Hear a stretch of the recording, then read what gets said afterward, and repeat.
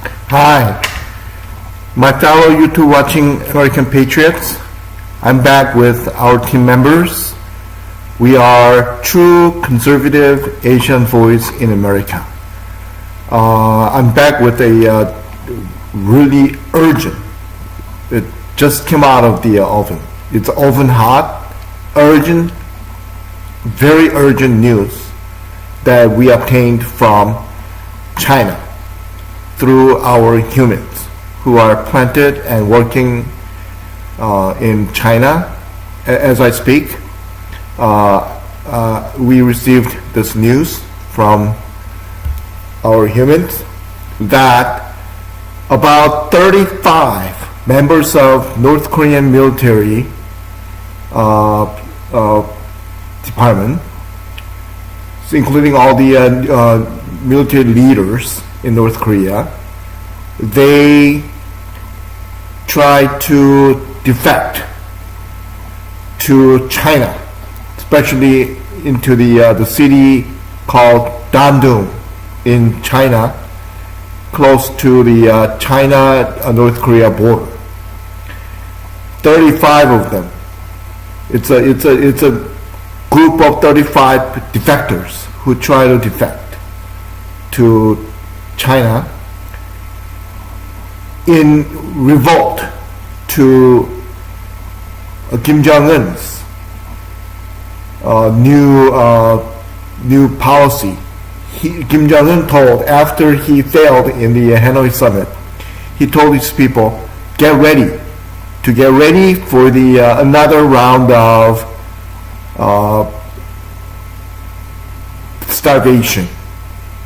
Basically told them to get ready for another famine, and asked people to save on their food, their rice, and because he told them because he failed in the Hanoi summit negotiating with President Trump and the U.S. Negotiating team to remove the sanctions, the economic sanctions that U.S. and UN imposed against the North Korea,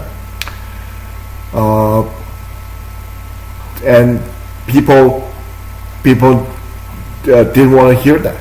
It was a huge disappointment, especially for the North Korean military leaders who told Kim Jong-Un not to go to Hanoi before the summit, because they didn't want to give up their nuclear armaments.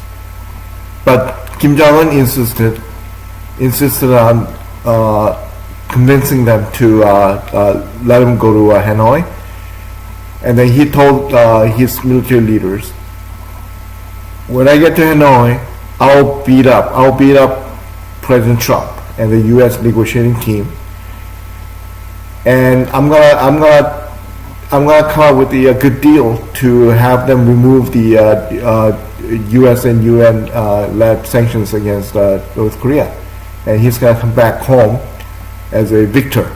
But what happened? What actually happened in the Hanoi summit? He totally failed. He was the sole loser. He was a big fat loser in the summit, and then his people were very disappointed. Actually, his military leaders were so mad, so upset by the fact that he totally lost in the Hanoi summit. So in revolt to what happened, what was done by Kim Jong-Un, they said, no way, I choose not to, we choose not to go through another round of famine that is very similar to the major famine that happened back in 1993 through 1994 through 1998, when during those 4 years about 330,000 North Koreans died of starvation. And this military leaders, they decide to defect to China, and we received this news. Just received it, this urgent news from China. Don-Doong. The city is called Don-Doong, China, very close to North Korea, and China and North Korea border. Anyway, so what we assessed from this news was that the UN and the US-led economic sanctions against North Korea is working. It's getting better. We are really choking Kim Jong-Un and his regime. President Trump has done excellent job by sending the extra military, U.S. military ships, patrol ships over to the sea, between the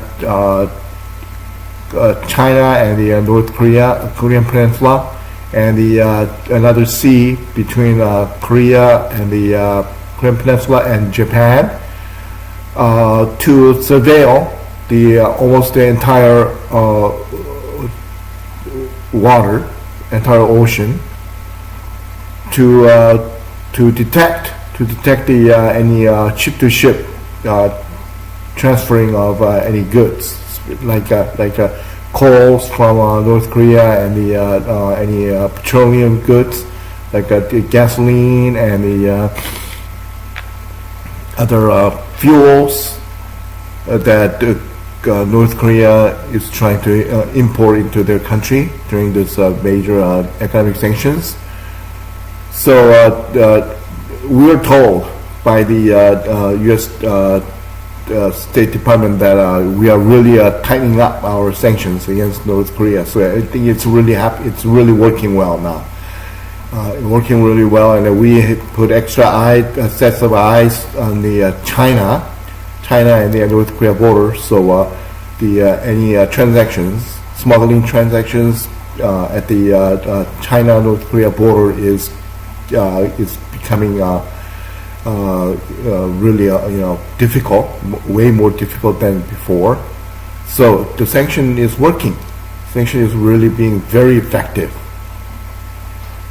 So what does that create? It creates the major revolt among the North Korean people, especially North Korean military leaders. So what does that mean? The end of Kim Jong-un's regime is approaching very, very rapidly.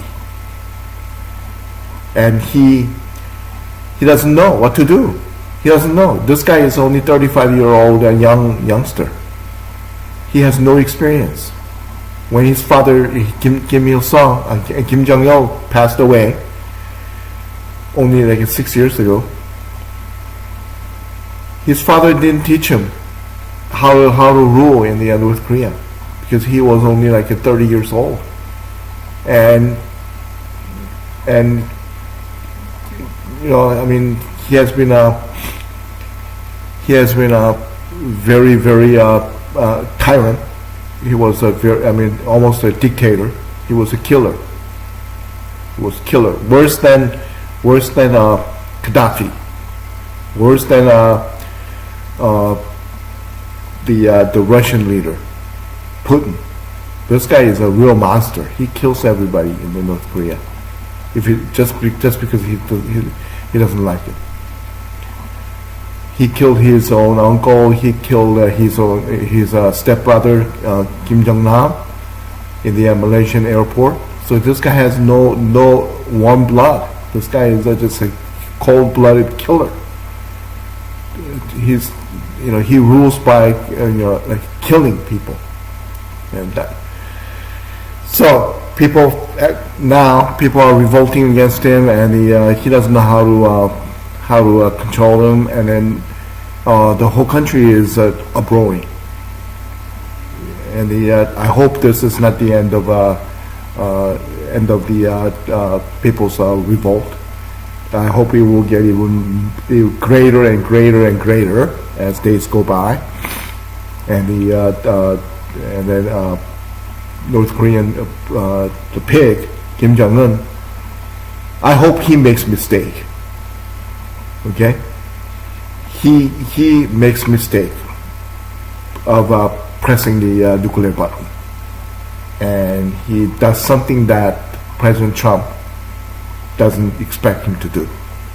Okay, clearly he agreed with President Trump not to do any more nuclear testing after the Hanoi summit was terminated abruptly.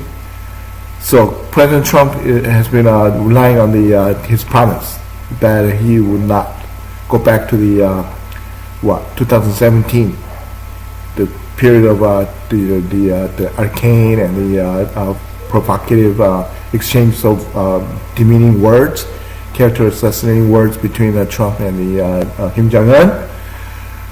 But if Kim Jong-Un makes a stupid mistake and then press the button on the nuclear ICBMs and launch any missiles toward the United States, then that will be the end of his regime, definitely. So I hope he makes that stupid mistake.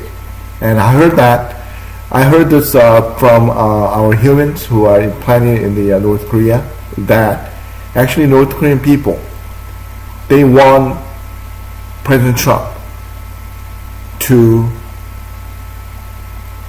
raid North Korea with the world's worst bombs. They really want to find the freedom